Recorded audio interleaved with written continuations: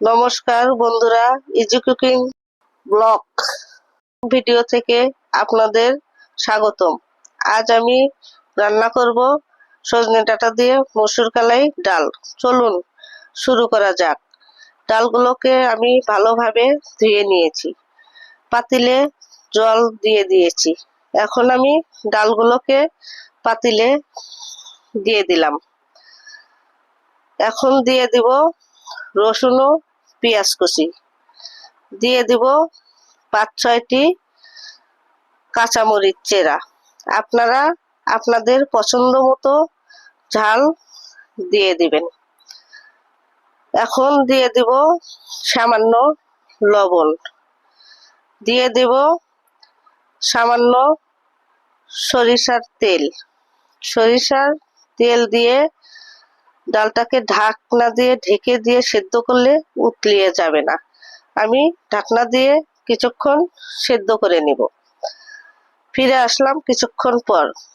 ডালটা আমার সেদ্ধ হয়েছে, আর একটু সেদ্ধ হবে। আবারও ঢাকনা দিয়ে দিয়েছি। ফিরে আসলাম কিছুক্ষণ পর। আমার ডালটা সেদ্ধ হয়ে গিয়েছে। এখন আমি ধুয়ে রাখা সজনে ডাঁটা দিয়ে দেব। ডাঁটাগুলো দিয়ে কিছুক্ষণ সেদ্ধ করে নেব। যদি ঘরোয়াভাবে আমার রান্না দেখতে চান তাহলে বেল বাটন অন করে রাখবেন। ভিডিও আপলোড করার সঙ্গে সঙ্গে আপনার কাছে চলে যাবে। আমি এখন ডালগুলোকে ঘুটিয়ে নিব। ঘুটিয়ে ভালোভাবে ডালগুলোকে মিশিয়ে নিব। ডালগুলো মেশানো হয়ে গিয়েছে। এভাবে নেড়ে চেড়ে সজনে ডাঁটাগুলো সেদ্ধ করে নিব। আমার ডালটা একটু ঘন হয়েছে।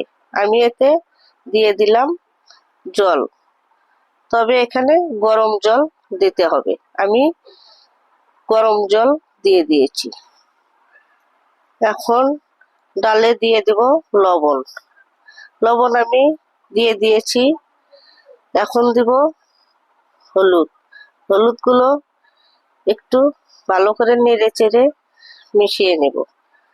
আমি ভালোভাবে মিশিয়ে নিয়েছি। এখন সজনে ডাঁটাগুলো আমার সেদ্ধ হয়ে গিয়েছে। দেখুন বন্ধুরা, কত সুন্দর কালার এসেছে। বেশিক্ষণ জাল দেব না। আমার ডালটা এখন হয়ে গিয়েছে।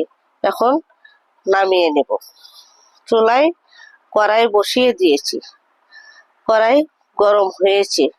এখন দিয়ে দিলাম তেল। তেলগুলো গরম হয়েছে।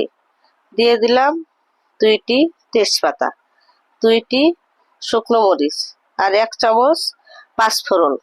পাঁচফোড়নগুলোকে আমি একটু নেড়ে চেড়ে ভেজে নিলাম।